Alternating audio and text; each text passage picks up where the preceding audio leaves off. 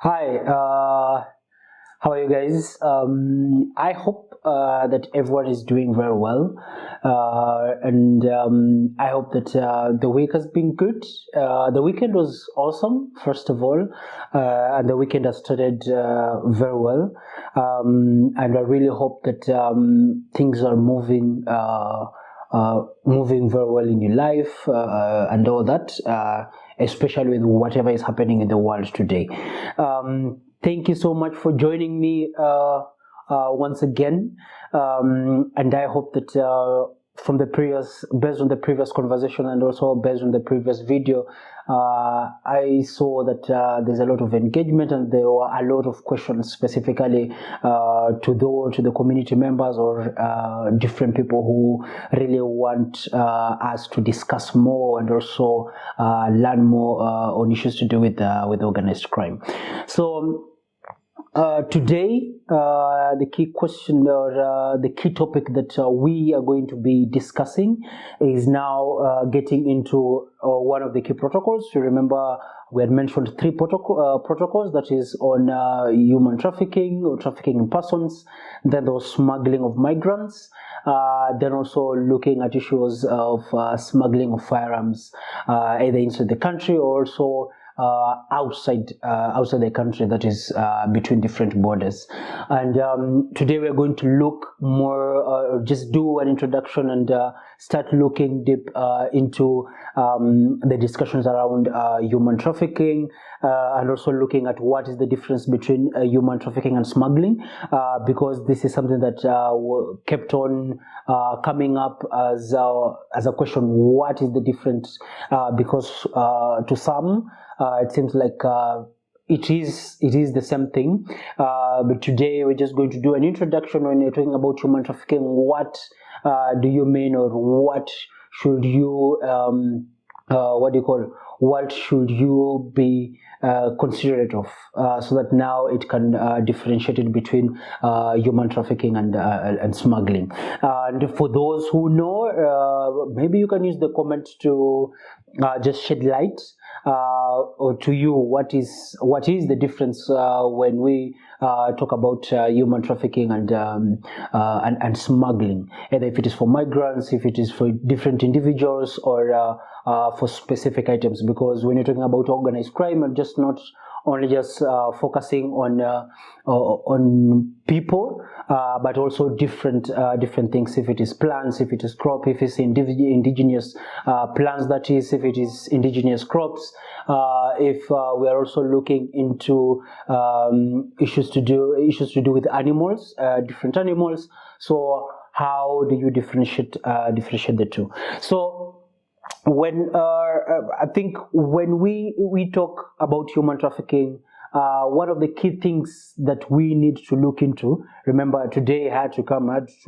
write some notes, so that now we are not we're not guessworking, but community members are also people who are asking questions can really understand it very well. So when we look into issues to do with human trafficking, there are key things that need to cover. If you're talking about a story, if you're representing a survivor, if it is basically in the legal ways, if maybe you are looking for help and support in one way or another, there are key things that you need to cover to make sure that the organizations, or if it is the government, understand what was the startup point and also what was the end. So I hope that you guys are going to be with me until the end of this video. So when we mentioned issues with human trafficking, the three key things that need to be very clear. Number one, that is the act, which is what was done to this individual, if it is a person, to the animal that is being trafficked, and also if it is a plant. So what is the act? The second thing is the purpose. So what was the purpose? for them to be trafficked or move from one particular place to another. Then lastly is the means. What was the means that was being used in order to make sure that either this individual has moved from one particular place to another. And this covers not only just the survivor, but also the perpetrator or the individual that you want to be either if it is arrested or to be punished when it comes to them moving a specific individual from one place to another. So I think the first thing that I want us to discuss more in depth is number one, act. So what was done, and the key things that are always covered in this particular area is number one, looking at aspect of transport, looking at the aspect of someone who received that particular individual. Number three, someone who is harboring that particular individual, transfer, that is from one person to another. Then lastly, recruitment. So when we look at the act, number one, when looking at recruitment, for each story and every story that we have had, and people that are being helped, number one, and most of them is always in the aspect of recruitment. So if I've caught a perpetrator, I need to be quite clear if they use the means of recruitment and which particular means was used in terms of recruiting this particular this individual. So was it through social media, which is one of the key things that is being used, or a tool that is being used in terms of recruitment of different people, and were they being recruited for work, because that is the major thing that is going to be done. So what were the means that was used in terms of recruitment? Was this used in terms of luring this particular individual towards for them to be in this particular place? So if you have, did they use social media? Did they get to the family member in terms of recruiting this particular individual? Because as we had mentioned earlier, some of the key things or the key people that are being used so that now these people can be recruited is number one, family members, because it makes it easier than looking at the aspect of the security that comes with your family member recruiting you to that particular area. And recruitment is not only just for work, but also looking at aspect of maybe schooling. You got scholarship, or you applied for a university abroad, and this was the means in which they used in terms of recruiting you to move from one particular place to another. So when they have already recruited you and they've gotten you, and you understand and you have already seen this particular means, it is quite important to you to mention such kind of thing. The other thing is also transportation, and I think for so many people who especially around East Africa, one of the key things that is always used is in terms of transportation. And when it comes to transportation, is either did they transport you either using their vehicle, if it is from one particular place to another, because you're not only just talking about international, but also locally inside the country. Which particular means did they use in terms of transporting you? Did they come them as individuals to pick you and go? Did they use means of either they provide the documentation in terms of recruitment? Did they use looking at the aspect, and something that is always used so many times is in regards to they are going to provide the papers, they are going to help you or give you the money for you to get these particular documents, so that now you can move from one particular place to another. So how did they use, or what role did they play in terms of transporting you from one particular place to another?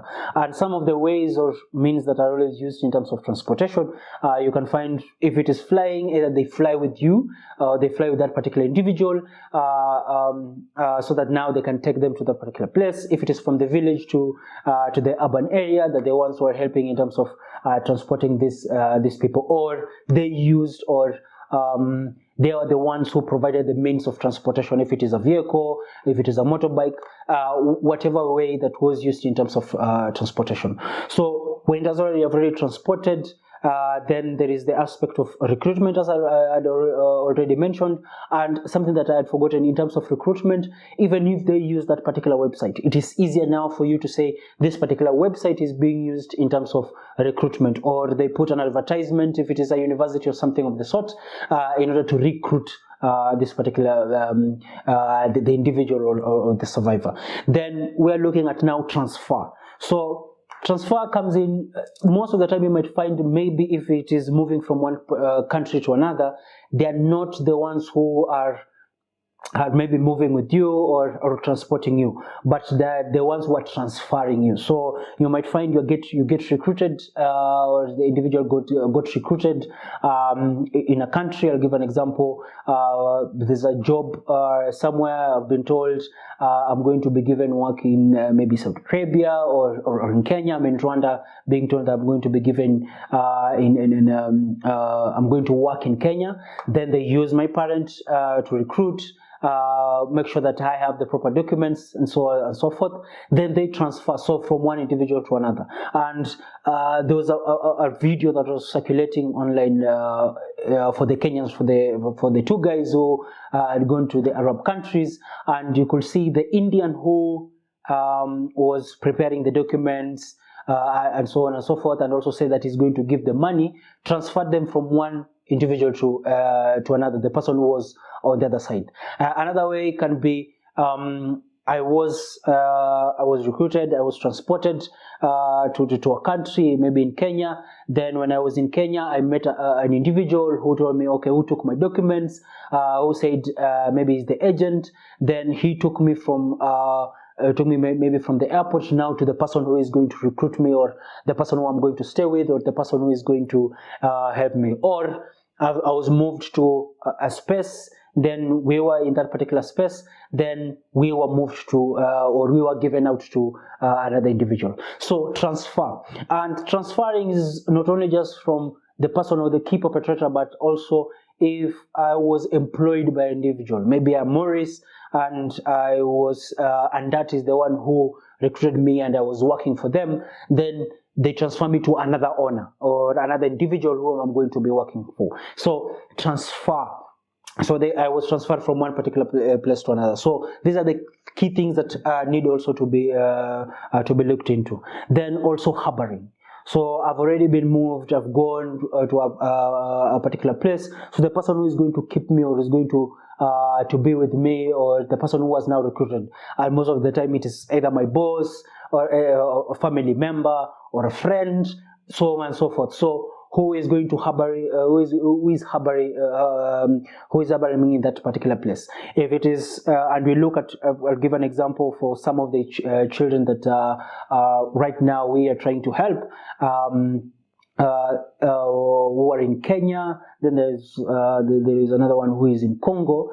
The person who is holding them, so they're in farms where they are looking into forced labor, and they're working into forced labor. There's no documentation and so on and so forth. The documents were taken. So the person who is keeping them in that particular place is the one who is harboring. So for you to identify now that is the particular perpetrator, you say yes, is a perpetrator because they are the ones who are harboring and holding this particular individual. They took my documents, they took all this. So harboring is also one of the key things that is going to be looked into. So, and you remember when we were talking about transportation or recruitment, I mentioned the aspect of transfer. So the person who also received you, they might not be the person who are harboring you at the moment, but receiving who received you. And for also individuals who maybe might not know, for you maybe you are told there is a girl or there is a boy is coming to work for you, and it comes from the village, and they're very well. If you received this particular person and you didn't go through the right process, they didn't have the right documents in terms of if it is for work, or you took the documents and kept them, or maybe giving them very bad documentation if it is issues to do with the contracts and so on and so forth. So you're harboring this particular person, you're holding this particular person. So you are also a perpetrator and also taking part in the aspect of trafficking this particular individual. So when we are looking at that one aspect in terms of act is what was done. So did they transport this particular individual, or what means of transportation was being done? Are they the ones who are harboring this this individual? Number three, did they receive this particular individual? Was there an aspect of transfer from one individual to another? I'm recruited, I got a document.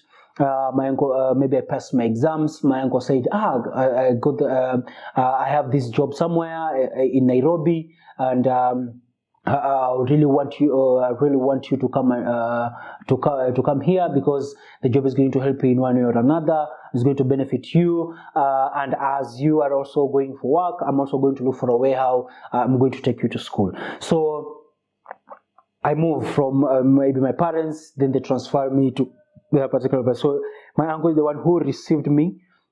Either he's the one who's harboring me, or he is in contact with someone else, or an agency, or is in contact with an individual who I'm going to work for. So he received me, then transferred me to someone else. So those are the acts. Those are the acts that it is easier for, if it is representation, especially in the legal means, quite important to showcase and show what was the act that was being done, and how did the perpetrator take part in regards to this individual moving from one place to another, or if it is an animal moving from one place to another. And one of the key things that maybe even people always forget is even using apps, because if you look at indigenous animals like parrots and so on and so forth, one of the key things that are always being used in terms of transfer or in terms of transportation is looking at online e-commerce sites, where it is easier for them to be recruited, or it is easier for someone who is going to be buying this particular individual, or is going to be recruiting this particular individual, is going to help in terms of making sure that it is clear what are the particular acts that were being done in terms of moving this individual from one place to another. The second thing that so when you have already now identified what is the act, then so what was the means? What is the means that is being used in terms of transferring these people? So how was it done? And there are a couple of things. So number one, there is threat, which we all know, especially when it comes to people who have been trafficked. And the threat is either you don't have the right documents, you moved from one particular country to another, and when you move from that country to the other country, they took your documents and they took advantage, or you not having the proper documents, then they use the means of threat. If you do not work for us, and if you do not accept maybe this payment, we are going to either to take you to the police, or we are going to take you to either whatever authority that is there when it comes to issues to do identifying who engage in this particular countries. So, and most of the time they always use threat, because if you use threat, it is difficult for an individual, especially for those who don't have documents, to have an act or either go to the authority, because one of the key things that keeps on coming to their mind, if they go to the authorities, they're going to be either arrested, or they're going to be deported either to the different countries. And you see, if it is someone who has come to either for employment, and either they do not have finances, they do not have means for them to move back into their countries, most of these recruiters use the threats, and some of them are always like, we use this amount of money to move you from this particular place to another, so you will not come back until you pay us back your money. And you'll see, for most of the survivors, when they see such kind of a thing, then it is they just keep quiet. They'll be like, okay, because there is no other way that they are going to use in order to move. Number two, other forms of threat is, we know your family, especially for those who are being recruited for sexual exploitation. We know your family in your country, and maybe you are going to harm them in so on and so in one way or another. And you find, if you have such kind of a system, it becomes quite difficult for an individual or a person, especially who is vulnerable, who's coming from a vulnerable community, who doesn't have enough resources, who doesn't have enough finances to move them from one particular place to another, to to do anything. So you'll find they just remain there and do whatever they do. And you'll find even children, especially for children who are being recruited either for labor or for war, and so on and so forth. Another aspect of means is now looking at the aspect of deception.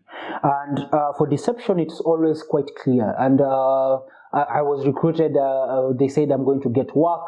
My uncle told me that I'm going to be employed, or my aunt said they're going to take me back to school.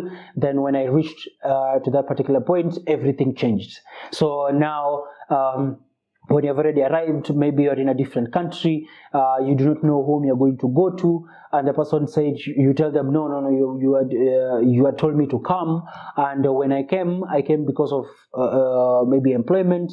I came for this particular purpose. If it is working, I came maybe to work in an office. Even if it is the aspect of prostitution, I came for prostitution, but now you're taking advantage or using different means. So there was an aspect of deception when it came to recruiting this particular individual. So if it is for educational purposes, if it is for labor purposes or work purposes, or also just for benefit. You are coming to visit me in urban areas because you are family and we want to stay together, as you maybe take you to let you meet other individuals of maybe your age group, so that when you go to university, you've already met a couple of people who are going to the same university. Then when you reach, things change. So those are also aspects that you need to make. What kind of deception is also used, or how was this person deceived when it comes to them being recruited and moving from one particular country to another. Then another one is the aspect of coercion. So being coerced, that maybe you're going to get a better opportunity somewhere, or the chances of you benefiting in one way or another is going to be quite high. So these are also ways and means that are going to be used, especially for someone who is coming from a vulnerable community, and one of their key purpose or their key focus is creation of employment, or creation of not creation of employment, but looking for employment, so that now they are able to help themselves, especially economically, and now they're using aspects of deception.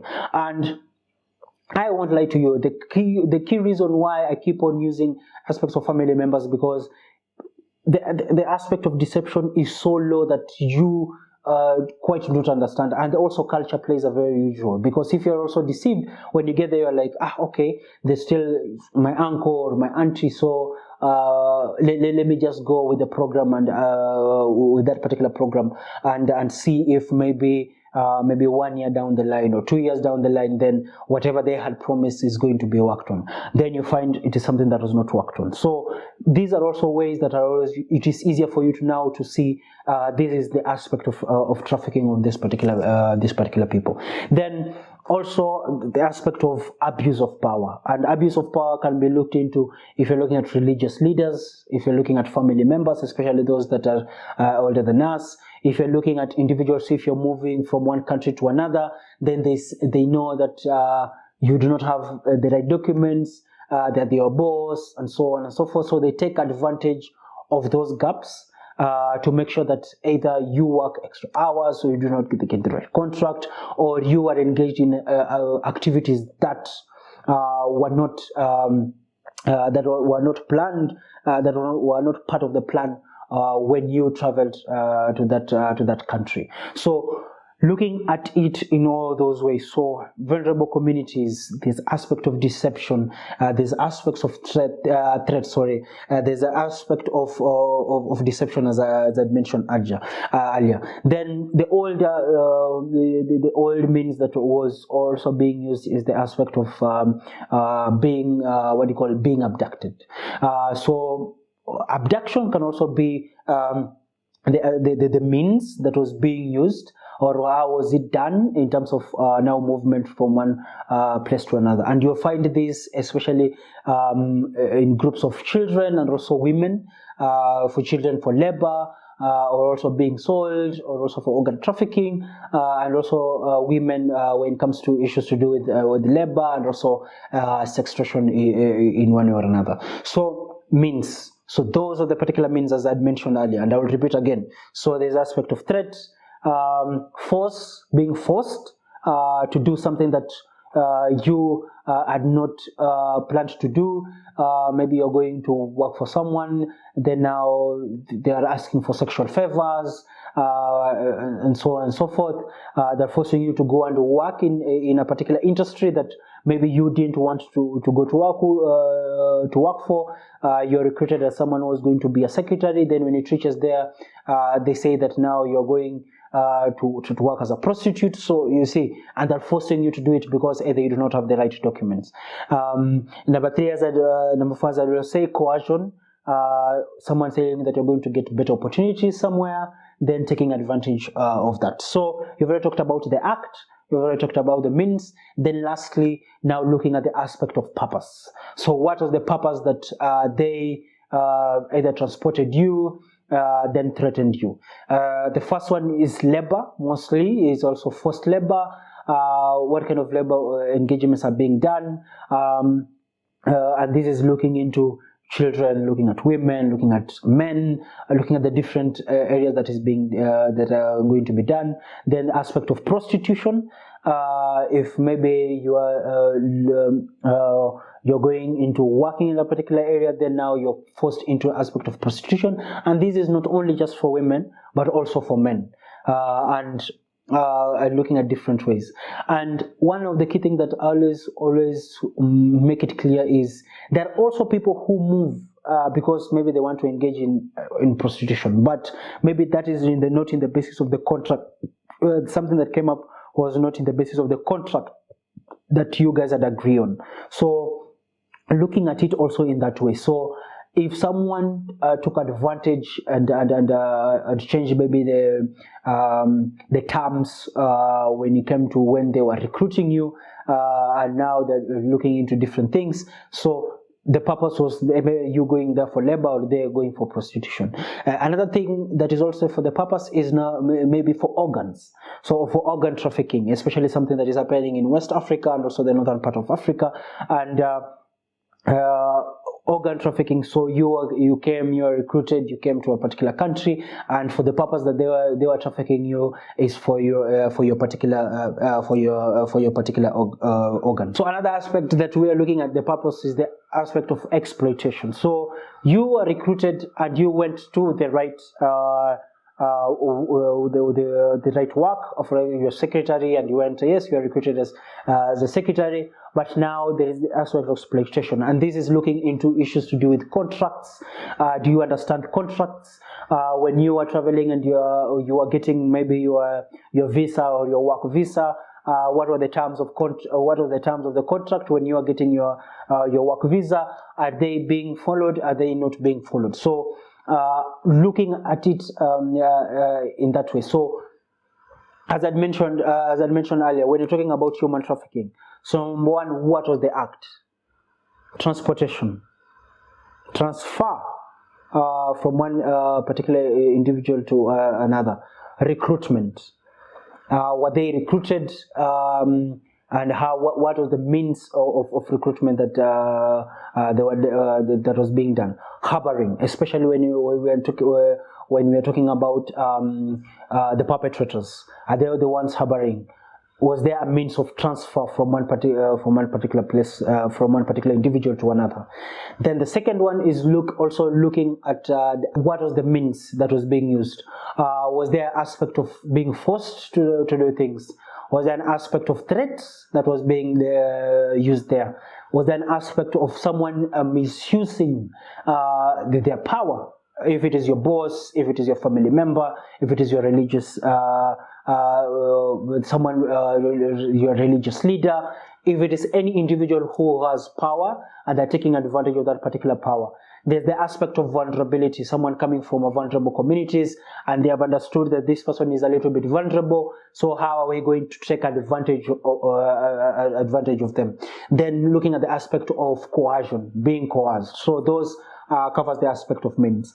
Then also looking at, lastly looking at the aspect of purpose. What was the purpose that was being used in terms of moving this particular individual? Was it in there for forced labor? Was it for the aspect of for sex trafficking or sex exploitation? Was it the aspect of slavery? Was it the aspect of prostitution? So when you are looking at human trafficking, these are the key things that need to be focused on.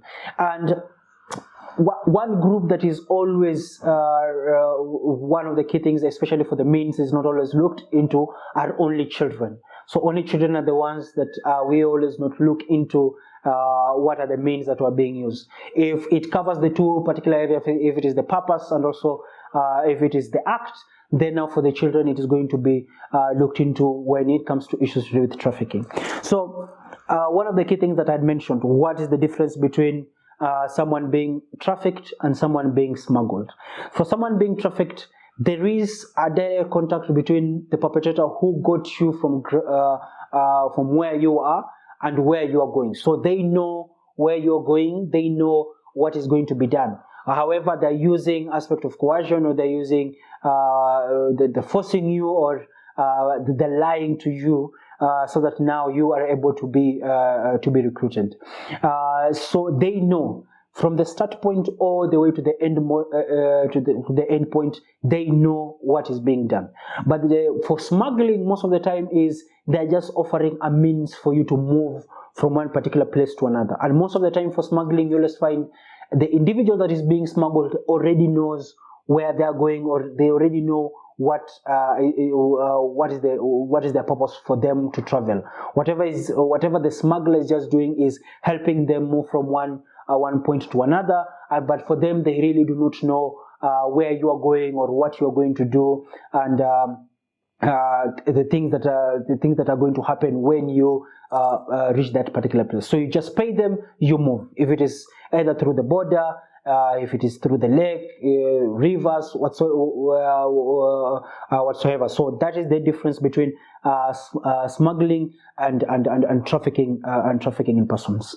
And to get more and more information in regards to this particular key areas, looking at number one, laws, the different laws that different governments have developed in terms of if it is migration or movement of migration, if it is in the purpose of labor, what is needed? You need a passport, you need a visa, you need a contract to show, you need a bank account, you need all these legal documentations, or you need all these legal means to prove that where you are going, they already know, the government already knows whom you're going to meet, who is going to recruit you, what is the purpose for your travels, and for how long are you going to stay in this particular area. So different governments have different laws in regards to this. However, one of the key things that brings the gaps, especially when I've talked about the acts, the means, and also the purpose, is looking at the different international labor laws between different countries, and also the different agreements, and also looking at the culture of those particular societies, the different societies. So you'll find in different countries, like for the Arab countries, the aspect of if I employ you, I own you. So all the documentations and all that are given to, I'm going to take them. And are going to stay. I'm not saying that that is done to every single individual, just saying that now for the purpose of trafficking. And you might find maybe for Kenya is a little bit different, or for Rwanda is a little bit different. So what are the agreements, and when there is the agreements between different countries, so when it comes to labor, have they already identified these particular loopholes that can be taken advantage of, so that now the aspect of what do you call the aspect of trafficking does not happen. And for every individual that we always talk to, and we engage, and when we are always doing these trainings, is always make sure you rather stay at home, get the money for you to have your particular documents ready, or go through the legal means, either going to the Ministry of Migration, getting your visa, going through the loopholes. They are long, they're tedious, So one of the things is they are also quite expensive, which is also one of the key loopholes. They take a long time, especially if you've already gotten work and the contract is going to start a little bit earlier. Then there is always the aspect of this other individual is giving me a leeway for me not to go through all these processes. When you see that, then there is that gap for you to be to fall into the grasp of the perpetrator in one way or another. As I am saying, however, this doesn't mean that for every recruitment agency they always have something that is evil behind it. However, for most that we have worked with, there is always that particular aspect where there's an aspect of coercion, or during recruitment there was a little bit of lying or in one way or another. So just a call for you as an individual, especially for someone who wants to travel abroad. Make sure you understand what are the difference between the laws, what are the legal documents that are needed, is there a means for me to get these particular documents in the legal way, if it is either through banks, if it is either through families, if it is either different ways, so that now you are not in the grasp of someone who is going to be saying that they used either money or they use finances to move you from one particular place to another. So you are either you have to do whatever they have to do, either for you to pay back the money and so on and so forth. So when you understand that, and I hope that for each and every single person who has joined us today, if you're a lawyer, if you're someone who is getting into the issues with organized crime, especially under human trafficking, it is quite important that these three things are in your head. Lastly, and I will repeat them: the act, what was done; the means, what was being done; how was it being done. The third thing is the purpose. What are the key purpose for you to travel from one place to another? One of the things that I always say, and someone maybe might ask, does one, especially when it comes to smuggling and trafficking, can one lead to another? Yes, most of the time you always find smuggling can lead to trafficking, because the smuggler just helps you move from one point to another. Then whenever it happens, or if you go to a recruitment agency that got you, when you reach at that particular on that particular end, then trafficking might happen from there moving forward. So it is quite clear for you to understand at what point did the smuggling end, then where did the trafficking start.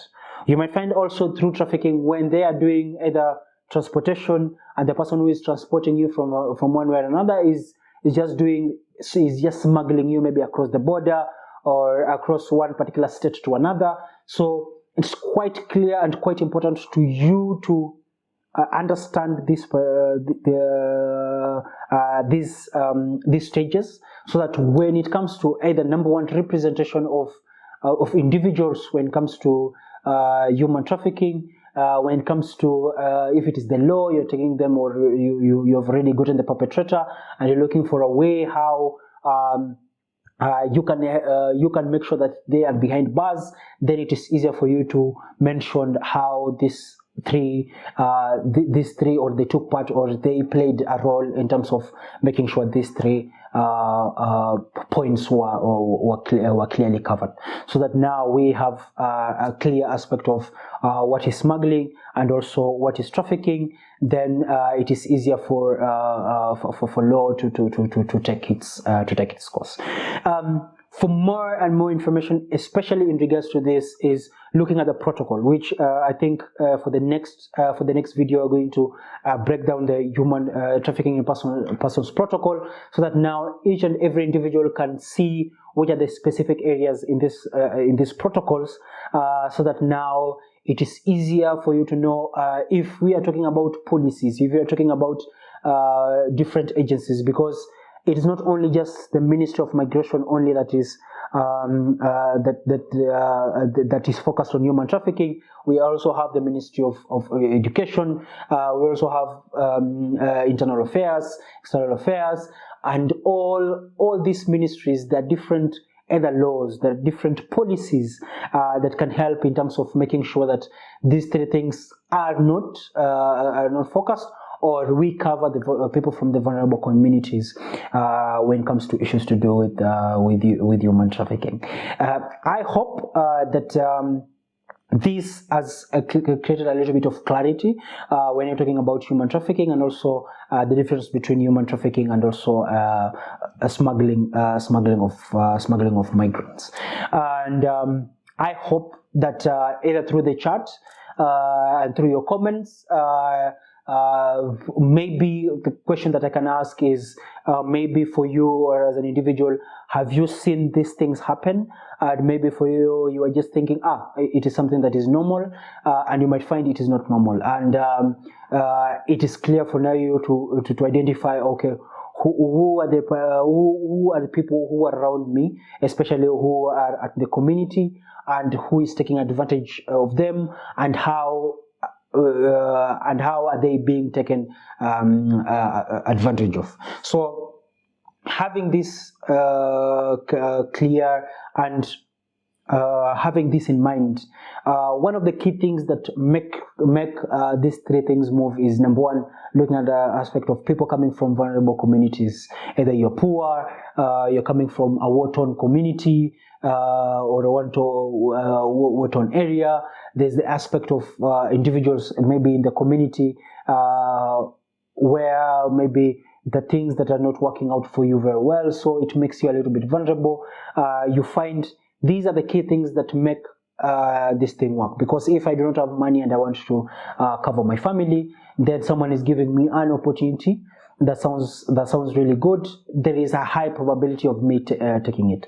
So as you always say, when the deal is so sweet, please think twice.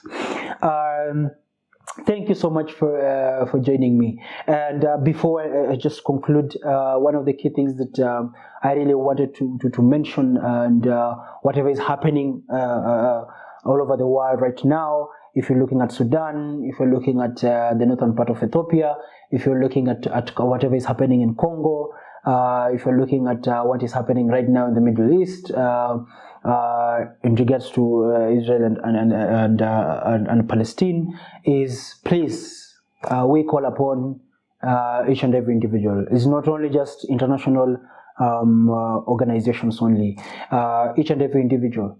There is always an amicable way to solve issues, and saying not only just saying that the two groups, either if it is in Sudan, the groups that are fighting, Ethiopia, also in Congo, there are issues that happen between these the groups that are fighting amongst each other, and we all know, and all over the world, we all know there are other ways or means in which these issues can be solved, especially for countries where these things have been happening for a very long period of time. Is there a way for us to start looking into, instead of just looking into doing mass action, into mass punishment for each and every individual, even for those that even don't know what is happening? How can we look for a way how we can sit down, solve things amicably? And for the international institutions, let's just not stop. Let us just not talk. Let's not have resolutions. Let's not just have documents. Let's not just have reports. Let's now work into aspects of action, because one of the key things that I've come to realize is people and perpetrators have come to realize that there is a lot of talk and no action at all, and it is easier for people to take advantage of that, because each and every single group will want to justify why I did this, why I did that, why I did this, why I did that.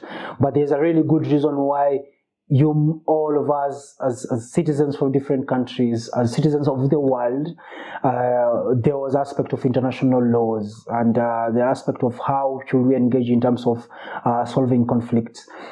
Those who developed those particular strategies or frameworks were not dumb, and they're not stupid enough.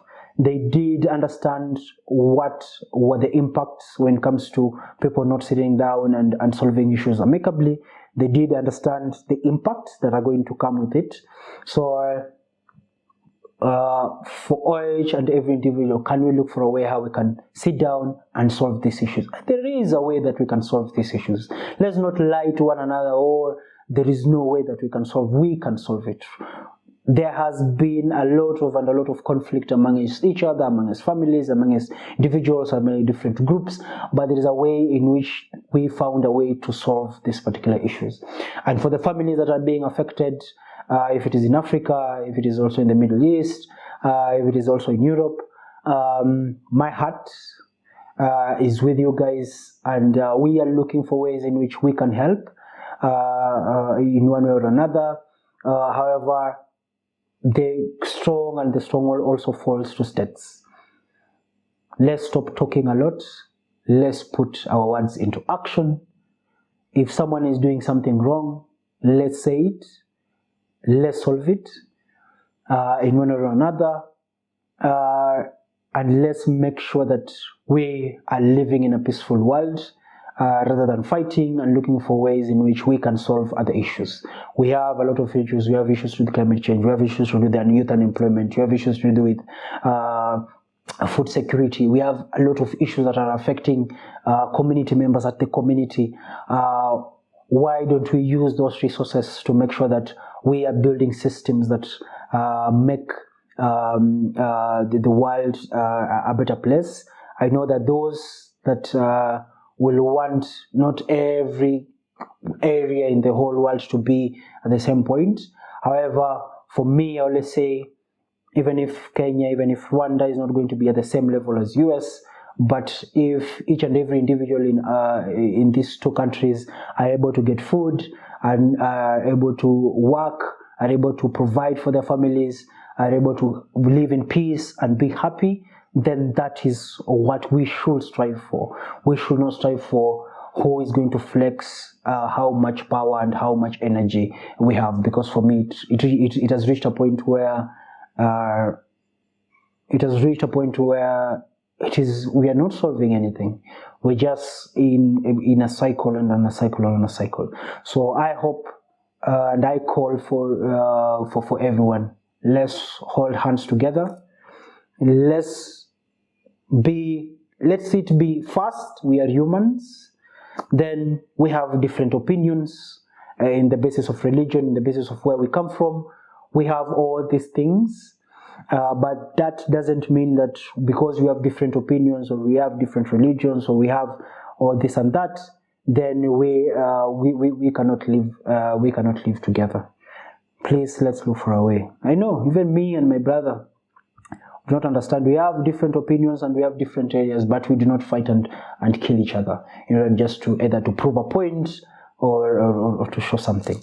So let's work. And for the families that are being affected and those that have had tragedies, my condolences. And for the family from Smart Talk Cafe, we are praying and working together, not only just praying, but also looking for ways how we can help in one and another. Because as we said, less talking, more action. Thank you so much. Bye.